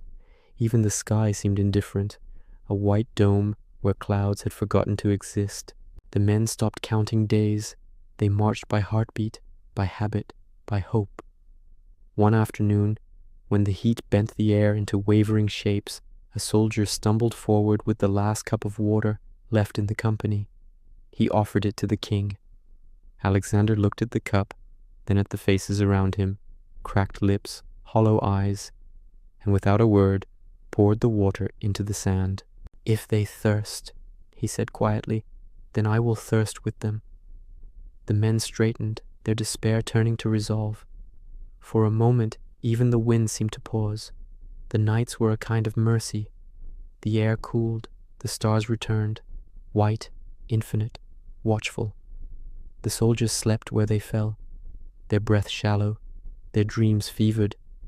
Sometimes they awoke to find half their number gone, claimed by heat or distance. Still they marched, following a king who seemed unbreakable even when hollowed by exhaustion. Hephaestion rode beside him whenever he could. They spoke little now. Words had become too fragile. Once, in the middle of that endless expanse, Hephaestion turned to him and said, "You could have taken the easier road." Alexander's answer came softly, "I would rather fail on the road no man dares than succeed on one already paved." By the fourth week, the dunes changed color, red, then gray, then white again. The wind sang like a voice from beneath the earth. Sometimes they found the remains of ancient travelers, a cracked amphora, a sandal, a half-buried skeleton, staring toward the horizon as if still searching for water. Even the animals grew silent. The world had narrowed to sun, sand, and will. When at last they reached the coast, the sea appeared like a mirage. Blue, trembling, impossible. The men collapsed where the waves met the dunes, letting the salt burn their tongues. Alexander stood among them, the surf washing over his boots, and for the first time in months he closed his eyes. He felt the pulse of the water, steady, eternal. "So this," he murmured, "is what remains when everything else is taken." They built rafts from driftwood and wrecked timbers, salvaging what they could. Some sailed north along the coast. Others continued on foot toward Persia. Many never arrived. When the survivors finally reached the fertile lands of Carmania, they were ghosts of their former selves, sun-bleached, gaunt, yet burning with quiet pride. Out of the 50,000 who had entered Gadrotia, less than half emerged, but those who did had crossed a place where even memory hesitated to follow. In Carmania, Alexander ordered a festival. For 7 days and nights, music filled the air again. Lyres and drums, laughter half-broken, voices hoarse but alive. The soldiers feasted on dates and wine, danced barefoot in the dust, and forgot, for a heartbeat, the years behind them.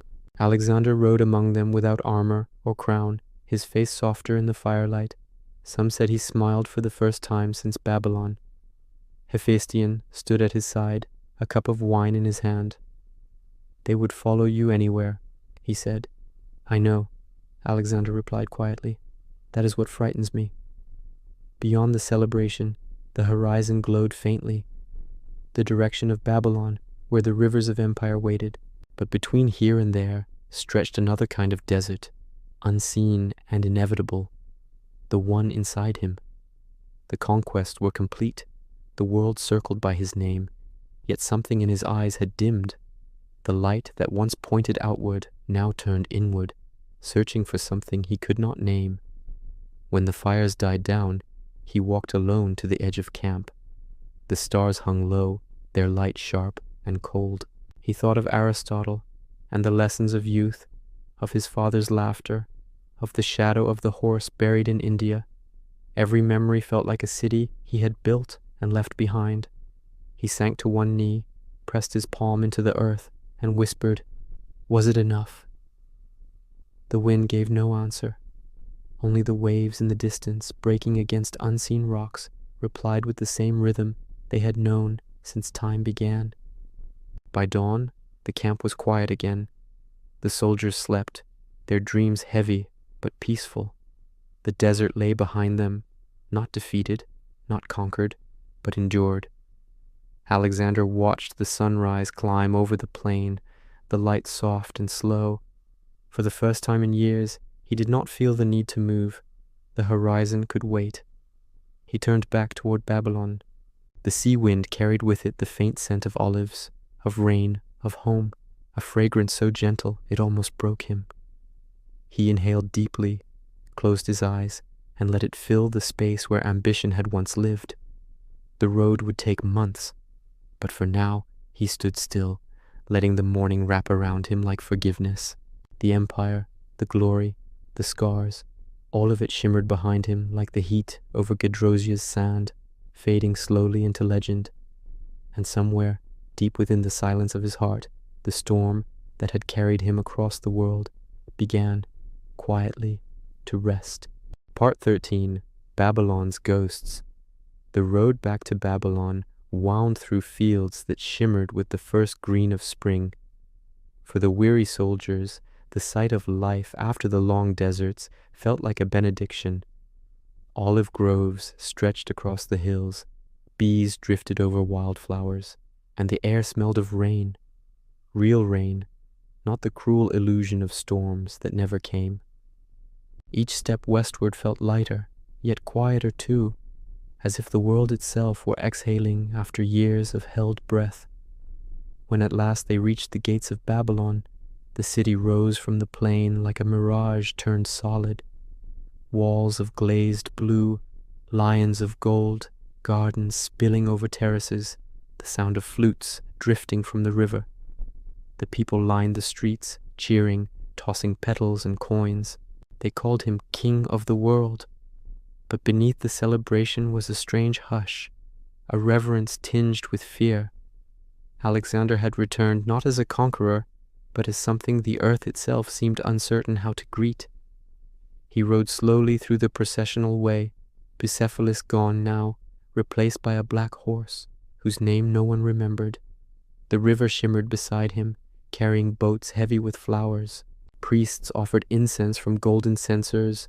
Children ran beside his chariot, shouting his name until they lost their breath. To the people of Babylon, their king had conquered time itself. To Alexander, it felt like walking into a dream that had forgotten its ending. In the palace, the courtyards overflowed with guests from every land, Macedonian generals beside Persian nobles, Indian envoys beside Greek philosophers. The hall smelled of honey, wine, and the faint smoke of cedar. On the dais sat the throne of Nebuchadnezzar, gleaming beneath lamps of oil. Alexander looked at it for a long moment before he sat. The marble felt cool against his palms, the weight of it colder still. He began to plan again. The map stretched across the floor like a living creature, coastlines curling like veins, mountain chains like ribs. Arabia would be next, he decided. New harbors, new cities, new roads to bind the known world together. There is always another horizon, he murmured, half to himself. His generals exchanged uneasy glances. They had followed him through hell and back, and now they could sense the restlessness returning, the storm refusing to die. Yet Babylon itself seemed to breathe differently. At dusk, the gardens glowed in the heat, the scent of jasmine thick in the air. Musicians played softly, their songs drifting across the courtyards like ghosts of old victories. Sometimes Alexander would stand on the terrace overlooking the Euphrates, the city spread below him like a second sky.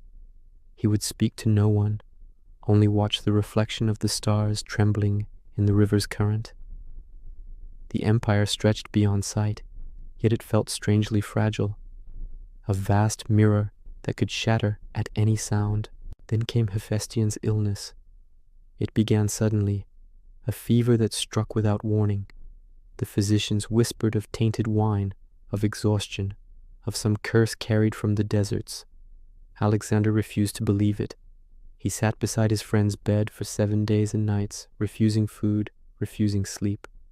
The torches burned low, the palace corridors filled with the scent of herbs and fear. Hephaestion's hand grew cold in his. "Rest now," Alexander whispered. "We have crossed the edge of the world together. Perhaps we will meet there again." When Hephaestion died, the king's silence shattered. He tore his clothes, cut his hair, and ordered the city draped in mourning. Horses' manes were shorn. Musicians silenced their strings. For 3 days, no fires burned. He built a pyre taller than any temple and lit it himself, standing barefoot in the sand as the flames rose. The smoke climbed into the sky like a pillar of grief, darkening the sun. Those who saw him said he looked less like a man and more like a god, unmade by sorrow. After that, something in him broke. He wandered the palace at night, speaking softly to no one, his voice lost among the columns. He began to see shadows that others could not, old faces in the corners, the faint echo of laughter on the wind.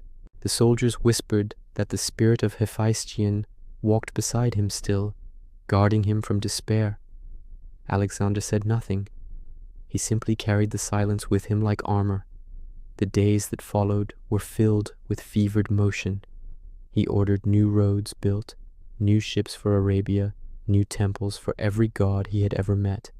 His counselors pleaded for rest. "The empire is complete," they said. "Let it breathe." Alexander smiled without warmth. "If I stop moving," he said, "I will disappear." At night, he held vast banquets, filling the halls with light and music to drown the growing quiet. Poets recited verses from Homer, dancers spun beneath torches until dawn. Yet even in laughter, his eyes wandered toward the door, as if expecting someone who would never return. One evening, he entered the hall wearing a white robe rather than armor. The guests fell silent. He raised his cup and spoke of unity, of Greeks and Persians, of East and West sharing the same table. "I dreamed," he said softly, "that the gods looked down and saw only one people, living beneath one sky." The words hung in the air like a prayer. Some believed, others simply looked away, sensing that dreams this large could only belong to the dying. When the feast ended, he lingered alone beside the fountain. The water's surface trembled with lamplight. He thought of Hephaestion again, of their childhood lessons under Aristotle, of the boy he had once been, barefoot, restless, reaching for stars he could not yet name. The night wind carried the scent of rain from far away, and for a heartbeat he felt something close to peace. But Babylon's ghosts had grown bold. Omens appeared in the streets, a lion loose in the marketplace, a swallow nesting in the king's helmet. Priests warned of ill fortune. Dreams turned strange and heavy. Even the air felt different, thick with heat and whispering echoes. Alexander waved the warnings aside. "If death wishes to find me," he said, "it will have to walk faster." In the final weeks, his strength began to fade. The fevers came and went like tides. He continued to give orders, to plan for expeditions he would never see. When his generals urged him to rest, he only smiled. "There will be time enough for that," he said. "Time is loyal to no man, but perhaps it remembers those who try to outrun it." The evenings grew quieter, the courtyards filled with fireflies. Somewhere beyond the palace walls, the river murmured against the stones, the same river that had carried the first kings of Babylon to their graves. The empire held its breath, and within its heart, a single man, weary, brilliant, haunted, began to fade into myth. Part 14. The Last Feast. The summer air in Babylon grew heavy, almost liquid, thick with heat and the scent of ripening figs. The river slowed, swollen from distant rains, its surface smooth as hammered bronze. By day, cicadas hummed in the gardens. By night, torches guttered in the courtyards where the lilies drooped from their stems. The world that Alexander had conquered now seemed to move more slowly around him, as though time itself had grown cautious, unwilling to disturb the weariness in his eyes. He was 32 years old, but the lines of his face had deepened like cracks in marble. Each morning he still held counsel, tracing routes on maps, dreaming of Arabia and the seas beyond. But the voice that once filled cities now trembled faintly at the edges. Some said the fevers had returned, others whispered of poison. He ignored them all. "Do you see?" he said once, pointing at the Euphrates glinting through the lattice. "The world still waits." The palace was alive with preparations for a festival, a final gathering to bless the coming voyage. Musicians tuned their harps, cooks filled the air with the smell of roasted lamb and honey. The courtiers, uneasy but obedient, dressed in their finest silks. Outside, the gardens shimmered in the dying light, fountains murmuring over marble basins. It was to be a celebration of beginnings, though everyone could sense the shadow beneath it. When the evening came, Alexander entered the hall slowly, leaning on the arm of a friend. The crowd parted as he passed, their murmurs swallowed by the music. He wore no armor, only a white cloak embroidered with gold thread, light as breath. The torches burned low, their smoke curling upward in thin blue ribbons. For a moment, his silhouette against the flame looked like a statue carved from light. He raised his cup. "To the gods who gave us roads to follow," he said, "and to the friends who made them worth walking." The words were simple, but they silenced the room. Around him, the generals exchanged glances. Ptolemy, Seleucus, Perdiccas, each one seeing in the other's eyes the same unspoken thought. The end was near, and no man could yet name what would follow. The feast stretched deep into the night. Wine flowed, laughter flickered like candlelight, and the air grew thick with the warmth of memory. They spoke of the Granicus, of Tyre, of Egypt, and the oracle at Siwa. They remembered Bucephalus, the deserts, the battles fought under strange stars. For a few hours they were no longer conquerors or kings, only companions at the end of a long road. But, as the night wore on, Alexander's laughter softened, then faded. The fever that had stalked him for weeks pressed close again, whispering behind his eyes. He felt the world tilt slightly, the edges of the hall blurring into gold and shadow. When he rose to speak once more, the cup slipped from his hand, shattering on the marble floor. The sound was sharp, like the snap of a bowstring. Servants rushed forward, but he waved them away. "It is nothing," he said, his voice thin but steady. "The wine was too strong." He smiled, but the smile did not reach his eyes. Within moments he was trembling. The generals carried him to his chamber, the music behind them faltering into silence. Outside, the first wind of night stirred the palms, carrying with it the faint scent of rain. For 10 days the fever held him. At first he spoke clearly, giving orders, asking for reports, dictating letters. But as the days passed, his words came slower, the intervals between them longer. His body burned, while the rest of the palace shivered. The physicians came and went, their eyes full of dread. No remedy cooled him. He refused to stay in bed, insisting on sitting upright, as if defying weakness by sheer will. When one of his commanders begged him to rest, he whispered, "There is still a kingdom waiting in the morning." Hephaestion's ghost seemed to linger near his bed. Some nights he reached out toward the empty space beside him, murmuring half-remembered phrases in Greek and Persian. The servants lit more lamps, but the room only seemed to grow darker. Outside, the river whispered against its banks, slow, endless, patient. On the 9th night, he called for his generals. They entered quietly, one by one, and stood around his bed. His eyes were half open, glimmering in the lamplight. He tried to speak, but no sound came. At last, one of them asked, "To whom do you leave your empire?" Alexander's lips curved faintly. "To the strongest," he breathed. No one knew whether it was command or prophecy. By morning, he could no longer speak. They carried him to the great hall so the soldiers could see him one last time. The air was heavy with incense. The marble floor cooled his fevered skin. Thousands passed before him, veterans who had marched with him from Macedon, men who had built his roads and buried his dead. Each paused, saluted, and wept. Alexander could no longer lift his head, but his eyes moved from face to face, recognition flickering even through the haze. It was said that when the last soldier passed, a single tear fell from his lashes. As the sun began to set, the torches were lit again. Outside, thunder murmured across the plain, distant, familiar, like an echo from the edge of the world. In the final hour, he turned his head slightly toward the window. The wind carried in the scent of the river and the faint rustle of palm leaves. Someone touched his hand. He exhaled once, softly, as if giving the air back to the gods. And the silence that followed was immense. For 2 days, Babylon did not move.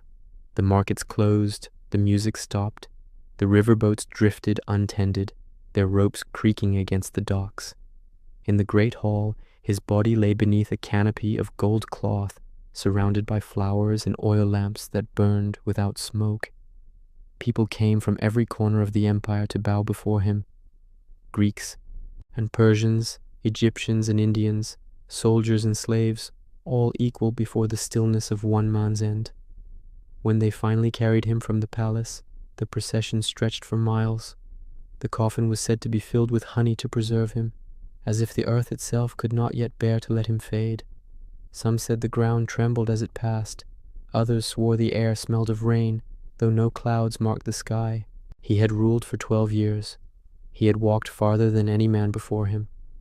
And now the king, who once tamed the world, lay quiet, his breath given back to the same wind that had carried him across continents.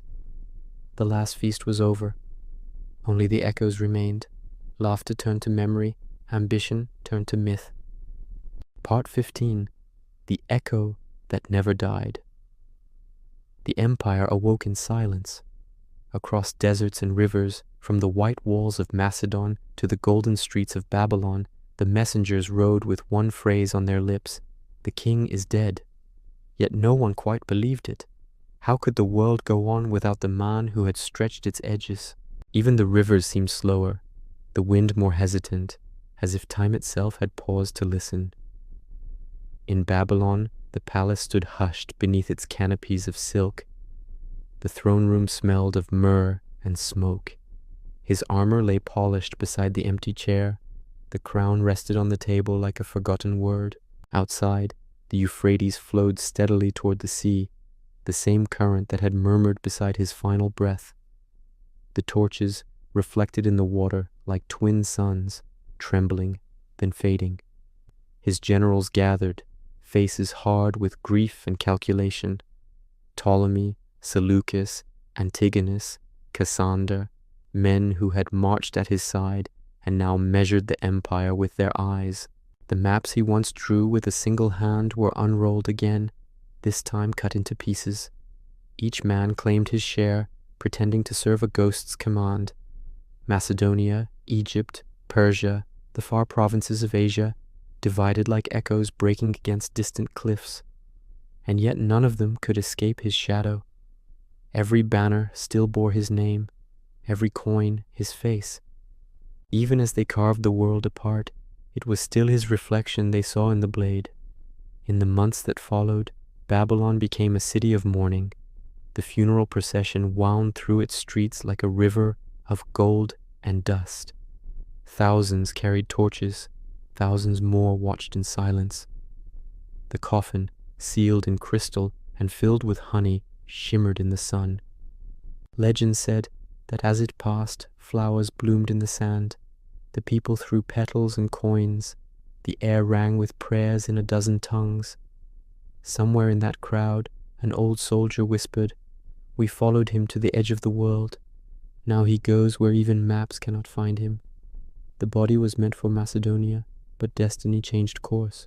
In Egypt, the coffin was claimed by Ptolemy and laid to rest in Alexandria, the city Alexander had drawn in the sand with his own hand. There, beside the sea, he would sleep, not beneath a mountain, but beneath the hum of waves and gulls. His tomb, became a beacon for pilgrims and poets who came to see not the conqueror, but the proof that even gods can rest. Time moved on. The cities he built grew vast and bright, their streets filled with languages that had once been enemies. His name became a bridge across centuries. Iskandar, Sikandar, Alexandros, changing shape but never vanishing. The scholars of Egypt wrote his stories in ink. The storytellers of Persia carved them into song. In distant India, kings still spoke of him as the thunder who came from the west. Even in lands he never saw, they built statues in his likeness.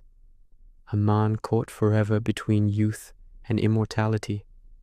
And so he lived on, not in bloodlines or kingdoms, but in memory's quiet persistence. In the forgotten villages of Macedon, old men sat by their hearths, telling children of the boy who tamed a wild horse by turning it toward the sun. In Athens, philosophers argued whether his ambition had been divine or merely human. In the bazaars of Persia, merchants swore that when the wind blew from the west, it carried the faint sound of marching feet. The empire was gone, but its ghost walked softly through every story. Generations passed. The roads he built became trade routes. The cities he founded became nations. His dream of a world without boundaries flickered on, not in marble or law, but in the mingling of tongues, the blending of blood. Somewhere in that mingling, his promise endured, that men could be both conquerors and students, soldiers and dreamers, strangers and brothers beneath one sky. Historians tried to measure him. Some said he was a tyrant, drunk on glory, others a visionary who stitched the world together with courage. But history, like the desert, keeps no single shape. It shifts with the wind, and so Alexander became all things, hero and ghost, light and shadow, the sound of hooves fading into eternity. Centuries later, travelers crossing the ruins of Babylon still spoke of him in the present tense. They said that sometimes at dusk, when the river caught the last light of the sun, a figure could be seen walking along its banks, a young man in a white cloak head, bowed, listening to the murmur of the current. They said he walked as if searching for something not yet finished. And when they called his name, the air itself seemed to answer, faint and distant. Here. Whether true or not, the story spread, because some lives do not end. They dissolve gently into the air, into the rhythm of language, into the shape of dreams. And when people speak of greatness, of ambition, of the fragile beauty of reaching too far, it is his face that still glimmers in the mind's mirror. If you stand tonight beside any quiet river, you might still hear it, a whisper carried across centuries, the clink of armor, the soft snort of a horse, the murmur of a voice speaking of worlds yet unseen. The stars above you are the same ones that burned over Pella, over Issus, over Babylon. They have not forgotten his light. History remembers him by many names, king, conqueror, god, dreamer. But perhaps he was none of these, only a man who believed the horizon could be moved if one walked far enough. The wind sighs through the reeds. The water glows faintly under the moon. Somewhere in that quiet, the echo stirs again, not loud, not proud, but endless. And when all the cities he built have crumbled into dust, when every empire that followed has vanished into the same silence, that echo will still move softly through time, saying only, "The world remembers you